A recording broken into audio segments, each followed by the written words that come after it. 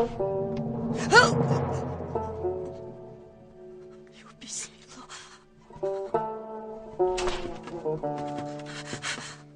چی شد بیبی جان؟ در درون یک زن است. بیبی جان مهمانمون. مهمانی خدا بوده است، مادرم گفتن.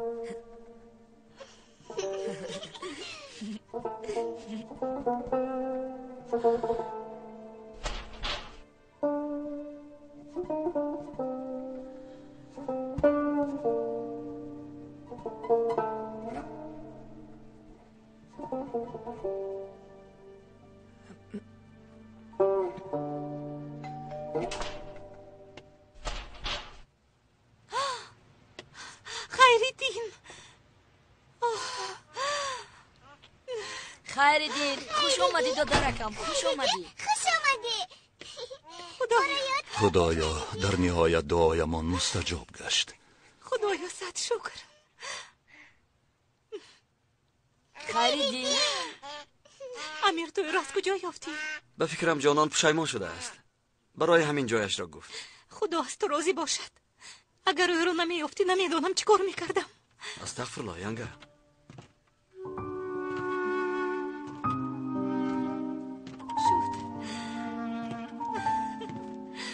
خیریدین مادر خوش آمدید.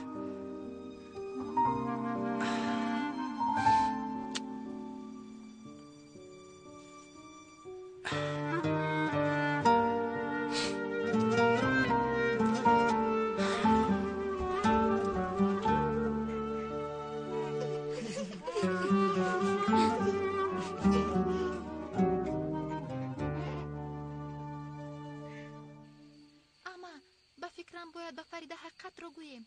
نمیدونم، شاید دیگر برایش فرصتی با پدرش بخوردن نشود. از برای خدا بس کن. به این هم از او بی وجدان میمیرم. تا نگوید او در همه پدرش رو میکوبد. با پدرم چی شده است گفته خودش رو میخورد. اما من یک فکری دارم. ما به فکر و اندیشه شما احتیاج نداریم آقای کمال. اما اینش به کسی ضرر نمیرساند. اما کمی گوش کنید، هیچ گپ ندارد. میلش کو گپ زن چی؟ آقای ایهان میگویم که او به فریده زنگ زده، خوب بودنش رو گوید. یعنی؟ همین قدر فریده هم آرام شود. تو یگم چیز فکر کردنشان. قبول کنید نقشه خوب است.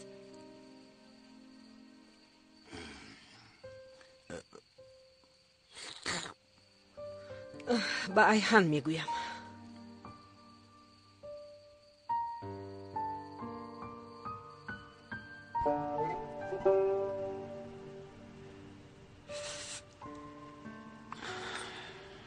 ینگه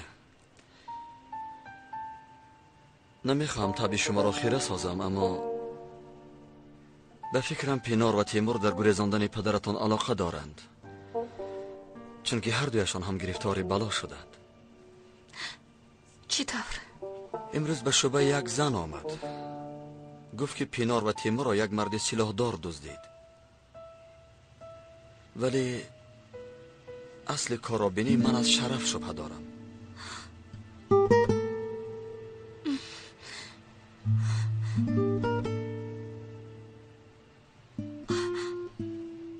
امیر فکر میکنم ندانسته خطا کردم. چرا اینطور میگویید؟ جانون به من گفت که کودک از تیمور است. شرف را با حجت قلبک فریب دادند و من همش را به شرف نقل کردم. فکر کردم که او باید حقیقت را داند. انا اکنون گره کشاده شد، یعنی شرف برای همین به شرکت رفته است. به شرکت هم رفته است.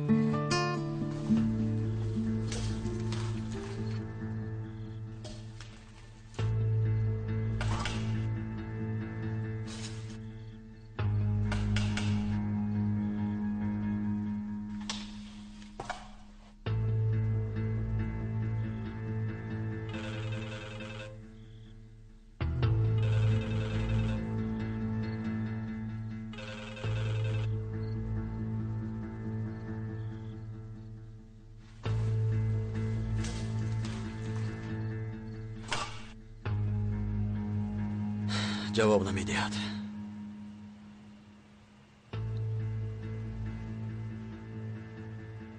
الو خسته نباشید. من برادر یکی از راننده های شمایم، شرف افگیل. او امروز به کار آمده بود. همینطور. تشکر. سلامت باشید. او امروز جواب گرفته از ینگه. او سلاح را از کجا یافته است امیر؟ سلاح شخصی پدرم.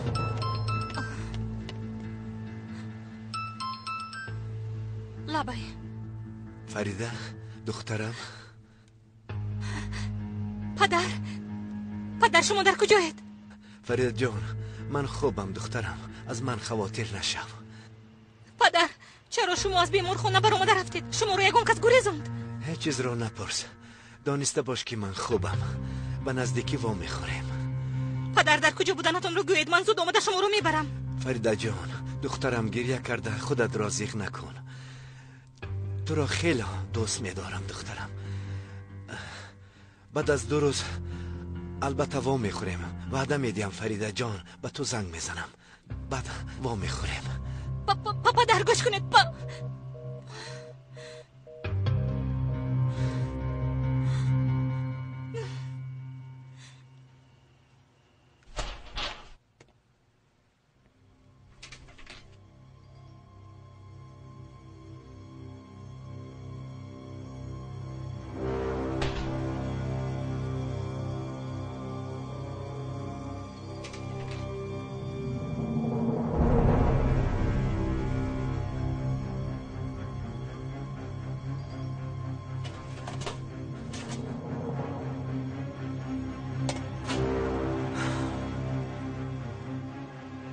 شرف آخه تو چی نیت داری؟ شرف نکن التماس.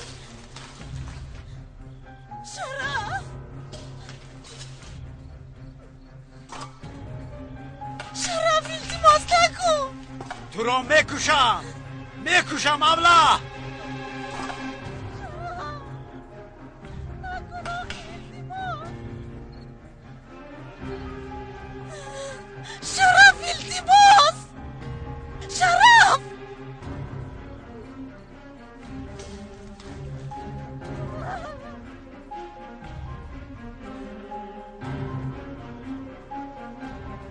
اکنون حیاتی نو را آغاز میکنم. شرف ما را در اینجا نگذار، میموریم. شما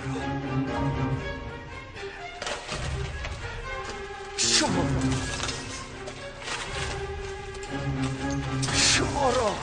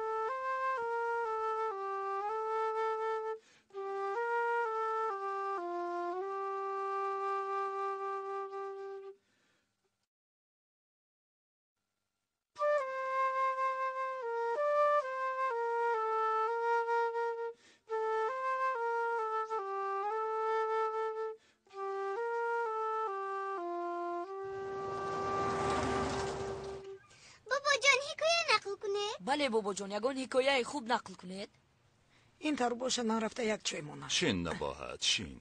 با بهانه حکایه کودک ها نقلی که روز جمعه از دهان دامالله در خصوص میهمان شنیدم به شما نقل میکنم.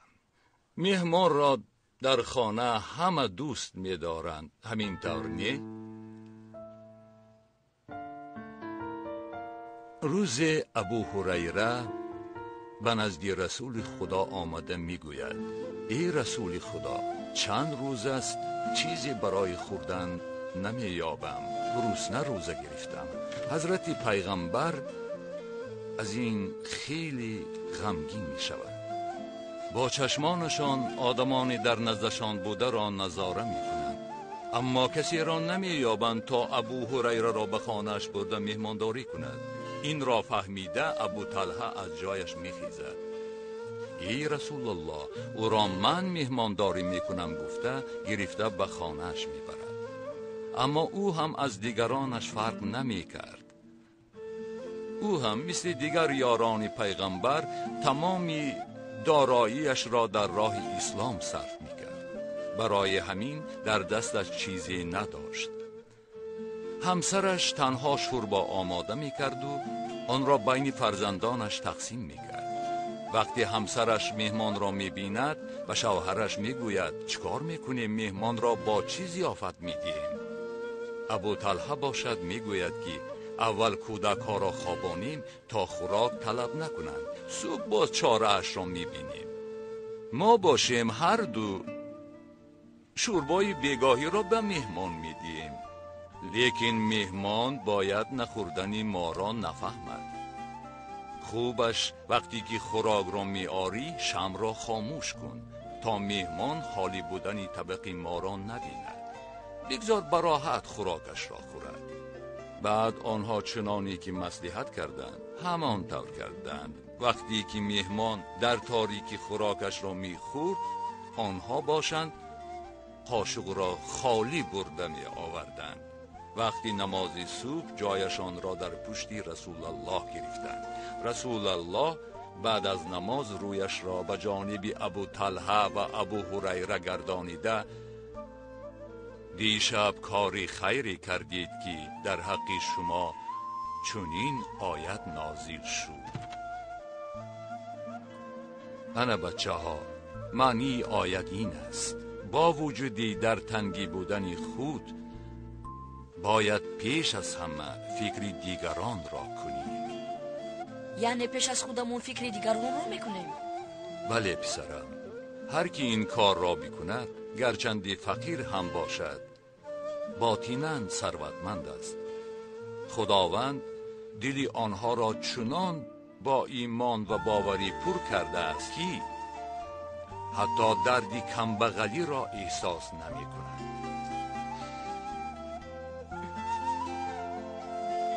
خیر خوب، من رفته یک چای مونه. ایلش خانم.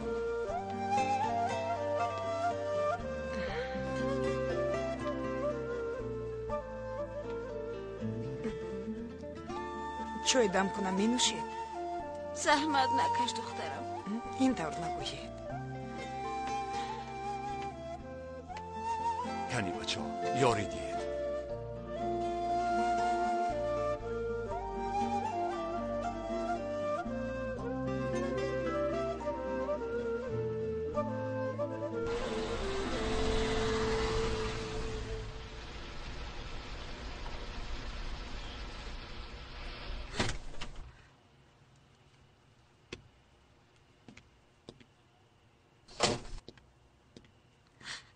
شرف، تو چی کار کردی؟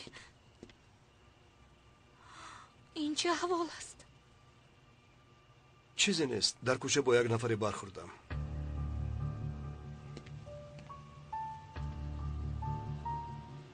باید صحبت کنیم شرف. چی گپ است؟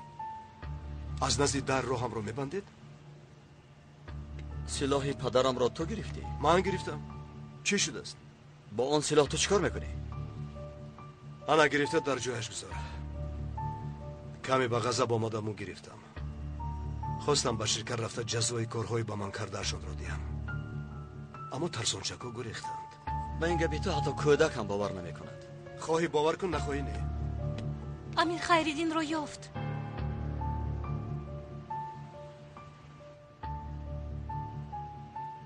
چطور؟ جانان برده است. به فکرم پشیمان شد که جایش را با ما خبر داد. رفته او را گرفتیم. حالا در کجاست؟ در بالو خوب است. لیکن مادرش نیست. او را همراهی تیمور یک مرد سلاحدار دزدیده است. اگر مادرش را یابیم کودک را میدهیم. کاری خوب میکنید. کودکی که از خونی من نیز در خانه‌ام دیدن نمیخواهم. دیگر بس از خسته شدم. شرف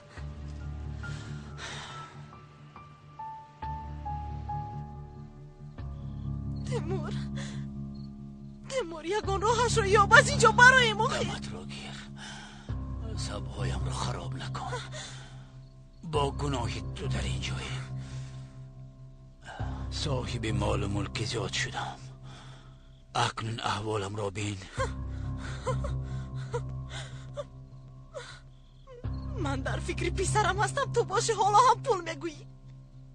کنی اکنون ثروت آسیا آمده تو را نجات دهد من بینم. اگر در وقتش پسرت را صاحبی میکردی به پول هم میبودی اما زنده میماندی. دمت را گیر. دمت را گیر. دیگر آوازت را شنیدن نمیخواهم. خدا جزایت را دهد کرنمک. لعنت بر روزه که با تو شناس شدم.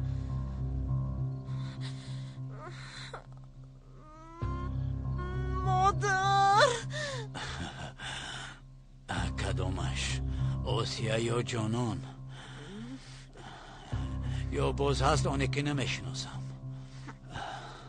من به گریه و زاری تو دیگر باور نمیکنم.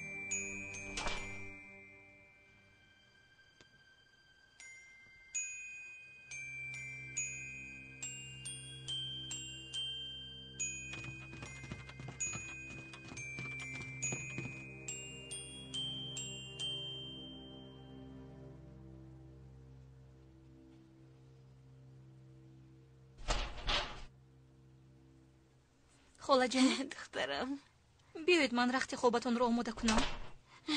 من به این رسم نگاه کرده فکر میکنم که ای را در کجای دیدم.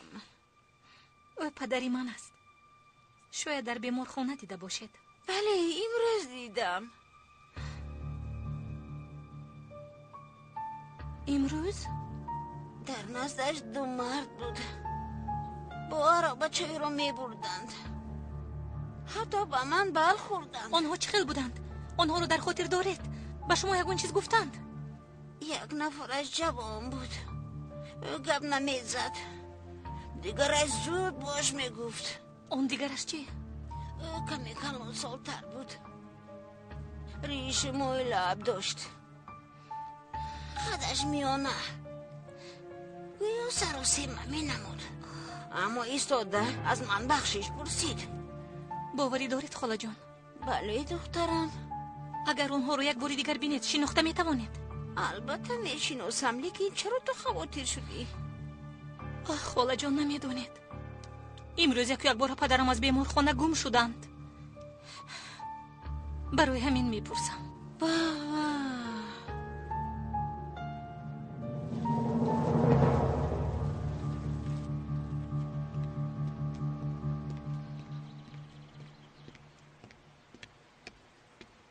صبح بخیر. صبح شما هم بخیر.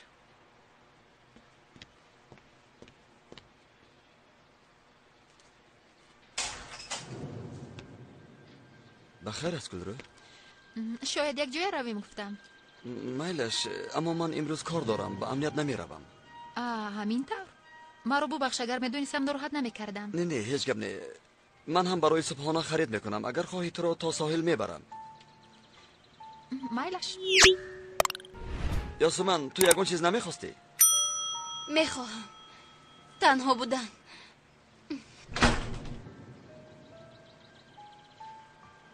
اهمیت نده. بیا رفتیم. میلش.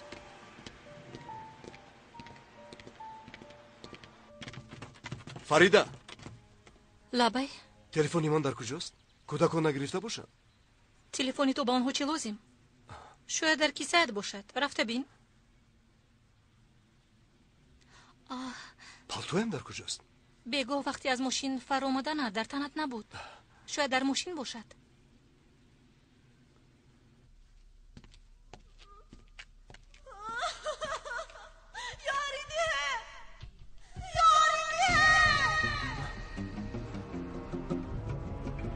شرف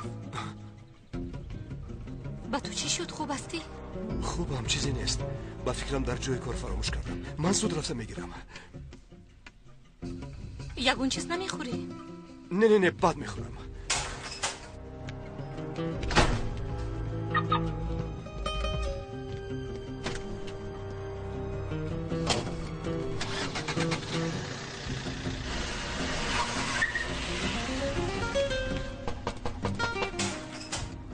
امیر ینگه شرف کجا رفت؟ کمزولش رو در جای کار فراموش کرده است. چی خیر وای دیروز به کار نرفته بود کو. ینگه اینها رو گیرید. بله. امیر تو با کجا؟ امیر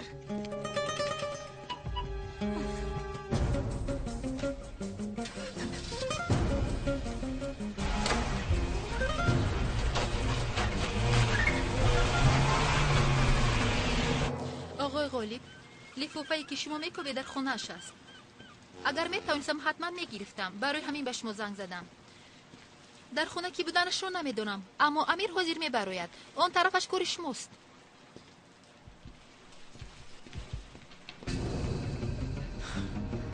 بلا سند از دست دادم. آنها در کجا بوده است؟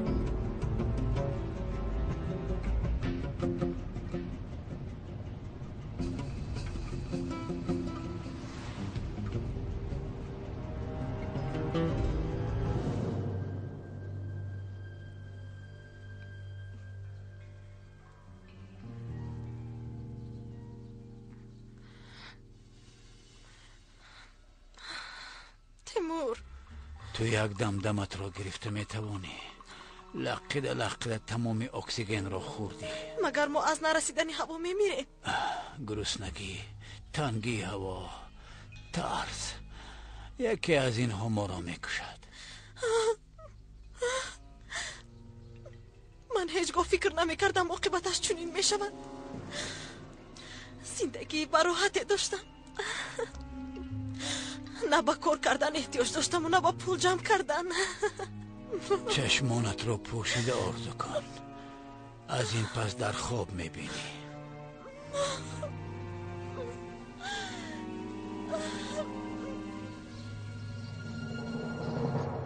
آقای کمال، همین داروها رو از داروخانه نمیخرید؟ میلش، برای خانه چیزی لازم نیست؟ نه همه چیز است. میلش، نباشد من میروم. میلش.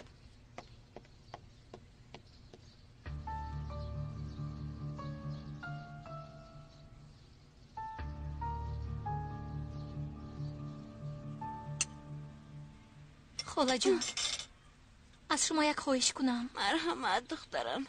آخر تو با من اینقدر نیکی میکنی؟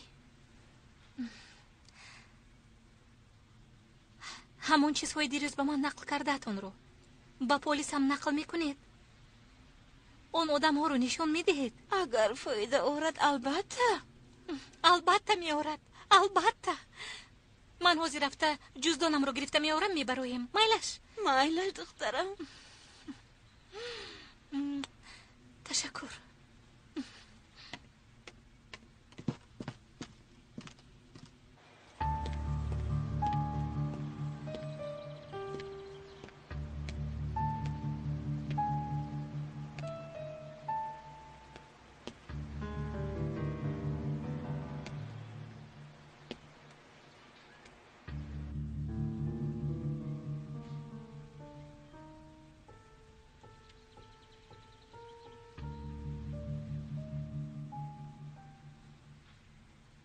شما در اینجا چقدر میمونید؟ نمیدونم. اگر میدونستید خوب میشد.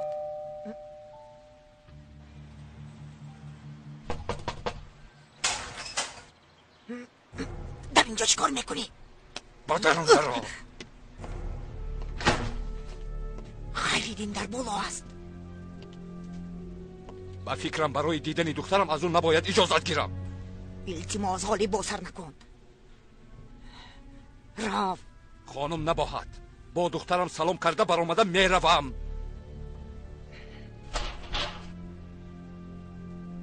با شما 5 دقیقه مهلت.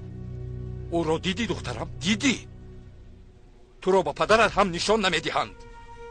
کمی بینم پدر و دختر باز چی نقشه میکشی.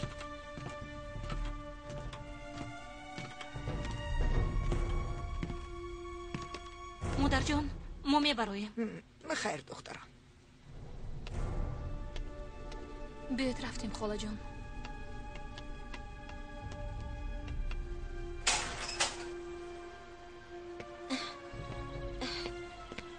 بسم الله الرحمن الرحیم. آهسته. چه حال داری دخترم؟ خوب هستی؟ امیر تو را نگاه و بین میکند؟ خواطر نشوید پدر. به خاطر کودکانم خوب نگاه و بین میکنند. خوب، هر وقتی که خواهی تو را از اینجا به خانه هم گرفته میبرم. نه، من با امیر مصلحت کردم. تا تولد شدن کودکو همینجا میمونم. خانم نباهت، تو در آنجا چه شخص شده میستی؟ تو مگر کار نداری؟ شاید با دخترم یگان گپی مخصوص دارم. یا خدا مگر خانه هم نیست؟ در کجایی که خواهم میستم. از برای خدا چی گپی دارید گپ زدن گیرید، اما وقتی که اومدم در اینجا نباشی.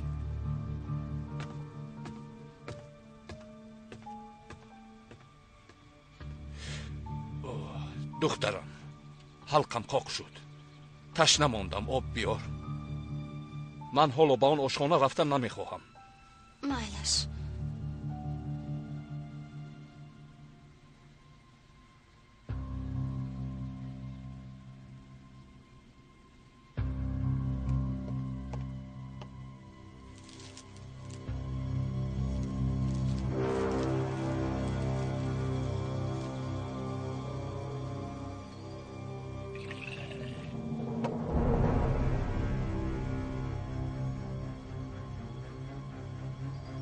پدر شما چی کار میکنید؟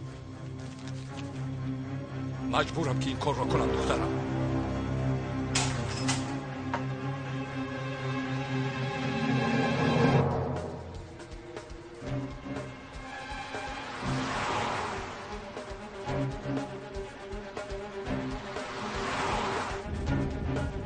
به کجا میرفته باشد؟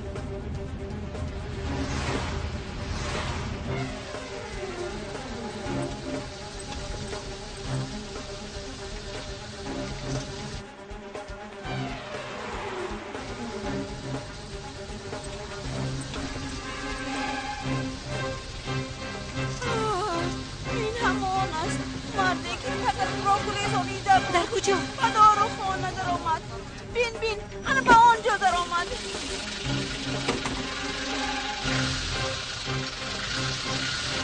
یک دقیقه استید منفرویم.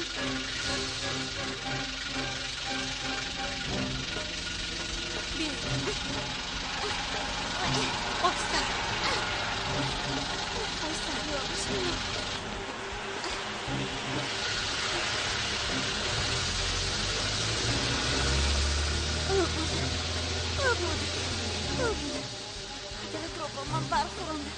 شناختم فراموش نمیکنم دخترم.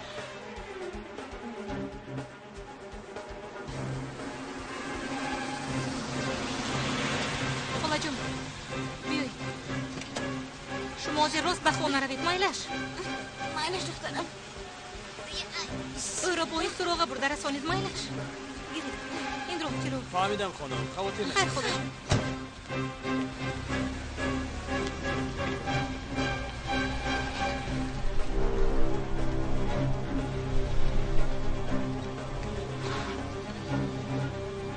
آخرین کمال.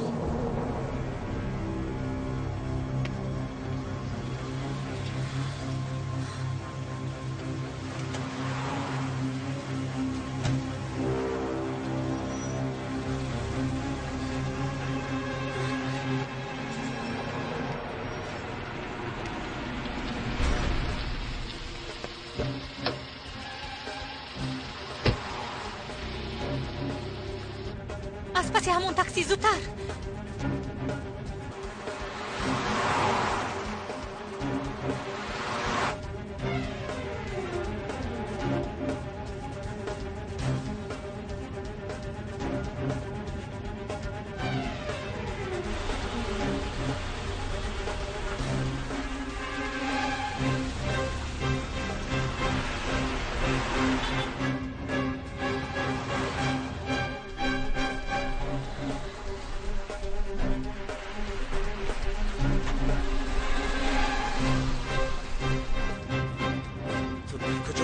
در کجایی؟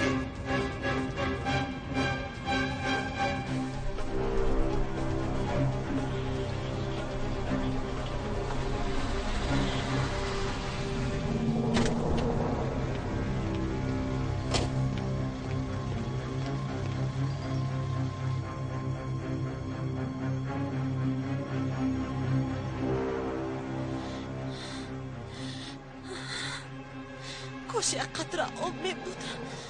تنها یک لحظه زندگی میکردی. دیگر ما را هیچ چیز رها کرده نمیتواند.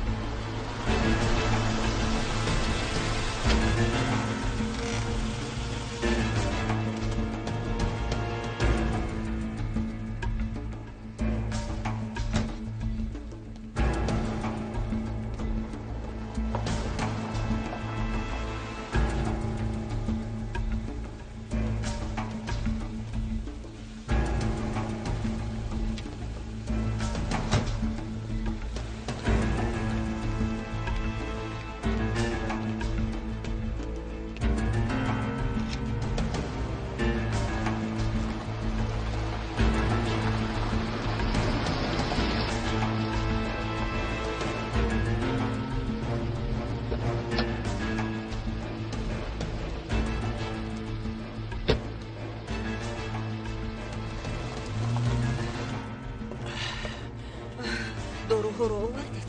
همه‌اش همینجاست.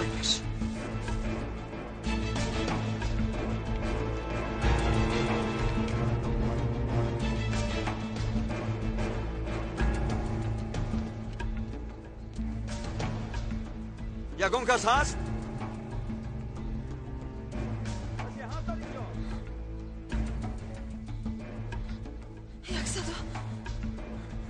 یک صدای شنیدم.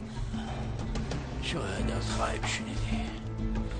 ایشالا شرف نیست.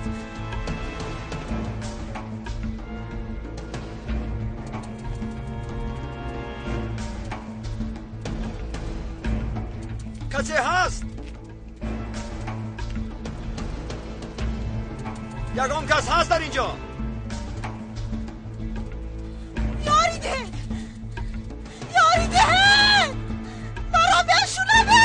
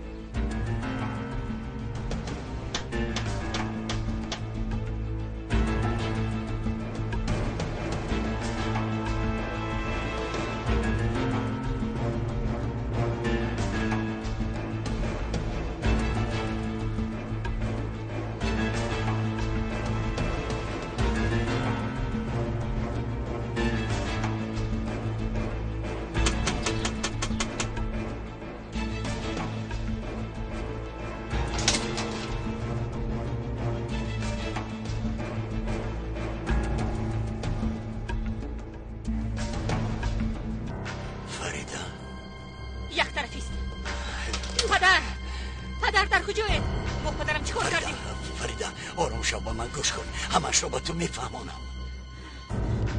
پدر تو چی خیلی انسان هستی ها؟ مگر تو رحم نداری؟ از آدمی بیمار چی میخواستی ها؟ چی میخواستی؟ تو وجدان نداری؟ حالا هم بازی چه دستی پینار شده گشته ای؟ فریده آخر گوش کن که فهمونم. گوش نمیکنم، دیگر از تو نمیترسم.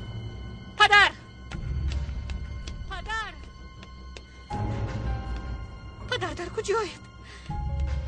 پدر من با پدرت کاری نکردم. من به کسی ضرر نرسوندم. از این دور خودتون بیزار شدم. یک طرفیست. پدر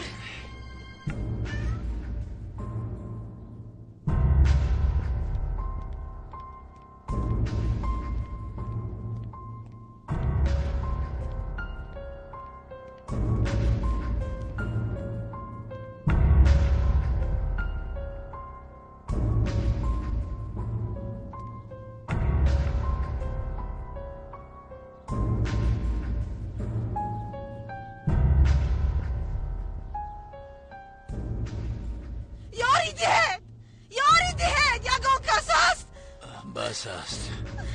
قوتت را بیهوده صرف نکن. کسی نمی آید. در اینجا هم خیلی مرده می روید. من نمی برم. من مردن نمیخوام. فهمیدی؟ در اینجا نفس گیر می شوم. داد فقام برداشت عصبهایم را خراب کردی.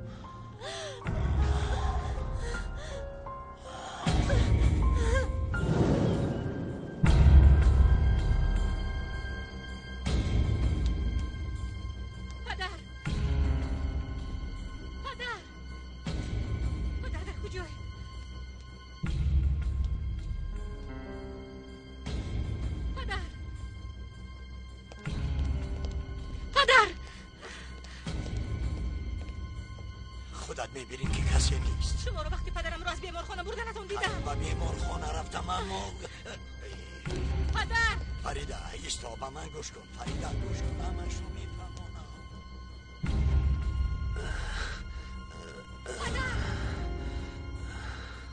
مایلش من با بیمارخانه رفتم اما برای گریزاندن نه برای کمک. شما چه ها میگویید؟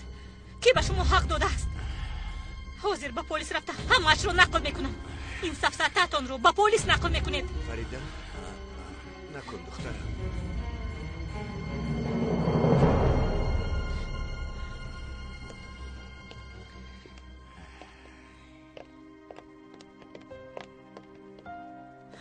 پدر دخترم او گناهی ندارد. او میخواست به من کمک کند.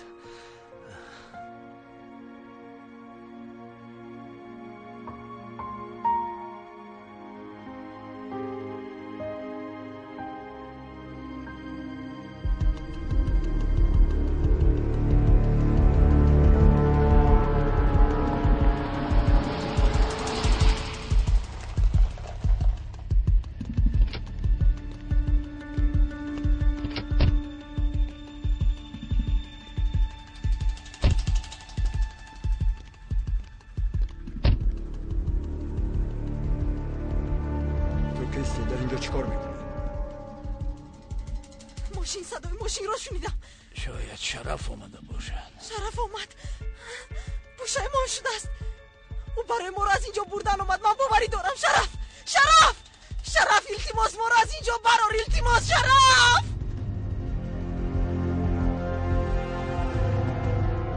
ببخشید پلیس بودنتون رو نفهمیدم. انشاءالله یگون ناخوشی نیست رفیق کمیسر. کاف تو کاف میگذرانم. شما در اینجا چیکار میکنید؟ هفته گذشته بنا رو خریدیم. امروز آن را میشکنند. برای همین آمدیم. من در اینجا لوازمات ساختمانی را دیدم. مادامی که بنا را میکشانند چرا آن را تعمیر میکنند؟ با خدا برادر اینجا جای بیدر و دروازه است. کی می براید کی می درآید ما از کجا میدانیم؟ خیر میلش به شما برای کار. تشکر.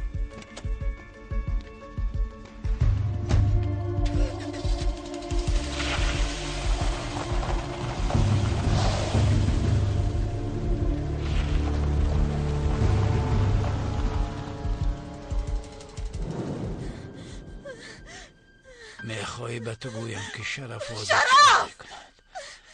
در نزد تلویزور کویهش را دراز کرده نشسته از تو رها یافتنش را جشن میگیرد. شرف! برای همین بیهوده داد نزن. خدا جزای تو رو دهد. اگر مردن خواهی مردن گیر. انسان کمی غیرت کند راهی خلاصی مییابد. فهمیدی؟ از بندها رها مییابیم اما دیوار را چیکار میکنیم؟ در دام ماندیم. مثل مش بچه در دام ماندیم.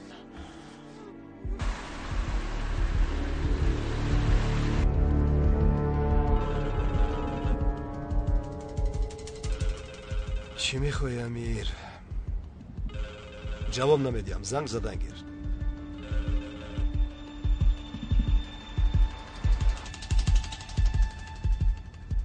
به تلفن هم جواب نمیدهد. آخر باز چی نقشه کشیده ای شرف؟ چرا این کارو کردید؟ چرا پدرم رو گریزوندید؟ وجدانم نگذاشت که آدمی بیگناه به این احوال گرفتار شود. چی اکنون حالش بهتر شد؟ با گناه شما فراری شد. اکنون به بیگناه بودنشون کی باور میکند؟ فریده کاری شدگی شد. آخر آقای کمال نیتی بد نداشت.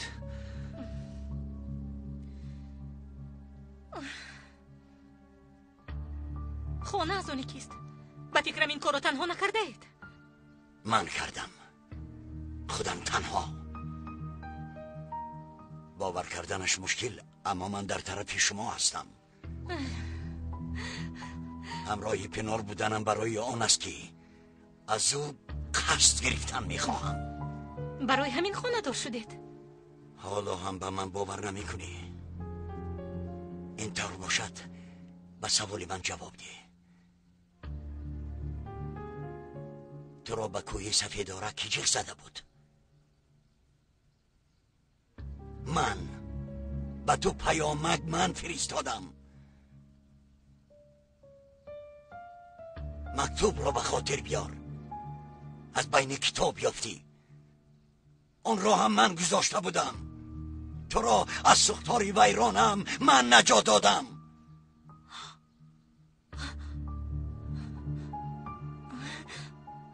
شما؟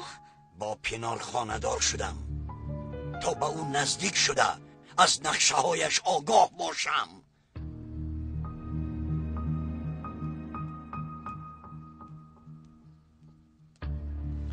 فریده دخترم، روزی که مادرت را بردند آقای کمال به نزدم آمد. گفت که فریده را باید محافظت کنید، وگرنه من از کجا می دانستم که تو در آن خانه کار میکنی؟